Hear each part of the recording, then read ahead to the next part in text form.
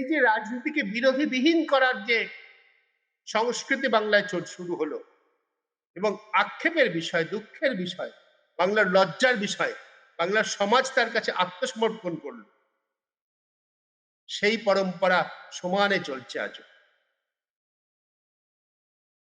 বিরোধীবিহীন পশ্চিমবঙ্গে যে triple engine সরকার আজকে আমরা দেখছি, তার সূত্রপাত হয়েছিল কিন্তু তখন, যখন বিরোধী রাজনীতিকে কার্যত নিশ্চিহ্ন করার কথা বলা হচ্ছে,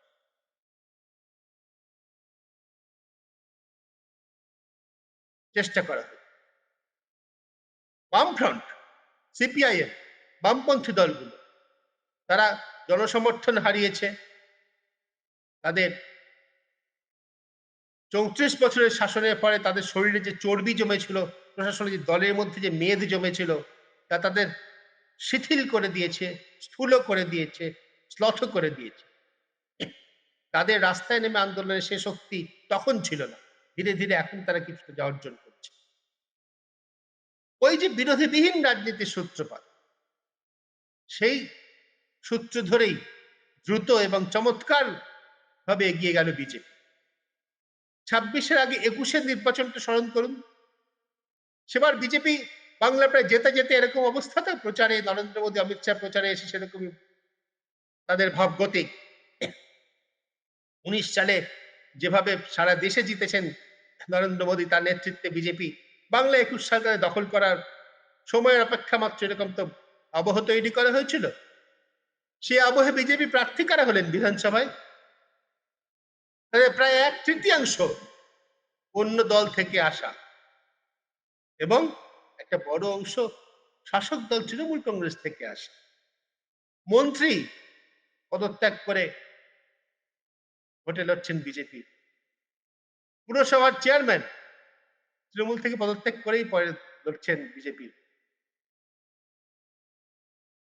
মমতা ব্যানার্জি পরামর্শদাতা সাংবাদিক, তৃণমূল কংগ্রেস ছেড়ে বিজেপিতে গেলেন, বিজেপির হয়ে ভোটে লড়লেন। প্রায় সকলেই ভোটে হারলেন, প্রায় সকলেই। বিজেপি পথ পরিবর্তন করল। তারা জেতার লক্ষ্যে তাদের যে স্ট্র্যাটেজি সাজালো ২৬-এ তাদের সাফল্য এনে দিল। কিন্তু ওই বিরোধীবিহীন রাজনীতি, এই সংস্কৃতি থেকে বাংলা মুক্ত হতে পারল না। এবার ভোটের পর আমরা যা দেখলাম, বিধানসভায় যারা বিজেপির বিরুদ্ধে লড়াই করে, বিজেপিকে গালিগালাজ করে, আদর্শগতভাবে বাংলার মানুষ যাদের বিজেপি বিরোধী রাজনীতির প্রতিভূ হিসেবে যাদের ভোট দিলেন, এত কলঙ্কিত, এত দুর্নীতিগ্রস্ত, স্বজন পোষণ এবং দুর্নীতি ভারে গলায় পাকে অব্দি ডুবে থাকা মমতা ব্যানার্জির এবং তার সরকারকে যারা সমর্থন করলেন পশ্চিমবঙ্গের মানুষ,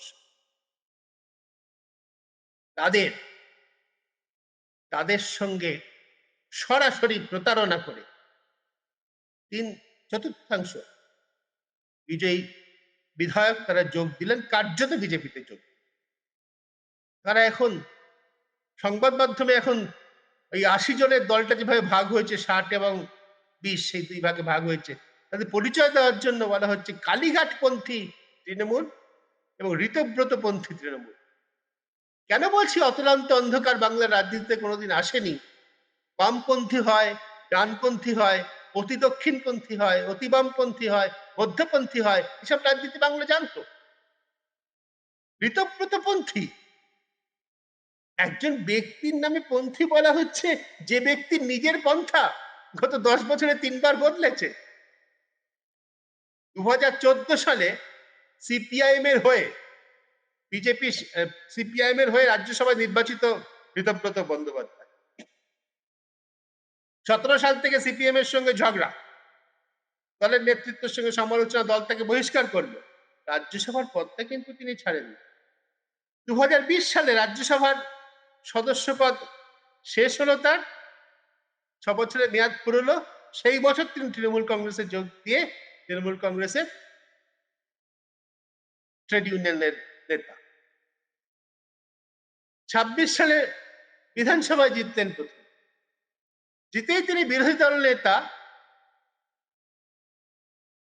শাসক দলের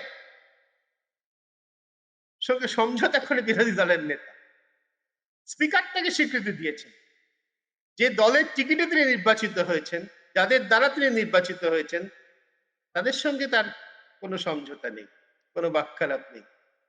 তাদের কারণই নেই। যদি মনে করা হয় পশ্চিমবঙ্গ রাজনীতিতে বাংলার মানুষের মনে রাজনীতি সম্পর্কে বিন্দুমাত্র শ্রদ্ধা আছে। রাজনীতির ভালো মন্দ শুধু জয় পরাজয়, শাসন করা, ক্ষমতায় থাকা, ঘুষ-ঘাস নেওয়া, মন্ত্রী হওয়া, রাস্তা ঠিক করা, এর বাইরে রাজনীতিতে কোনো নৈতিকতার জায়গা আছে, ঠিক ভুল ন্যায় অন্যায়ের জায়গা আছে, আদর্শের কোনো জায়গা আছে। তবে মানুষের সেই ভাবনাকে পদদলিত করছেন আজকে তৃণমূল কংগ্রেসের এই বিধায়ক এবং প্রায় ২০ জন সাংসদ।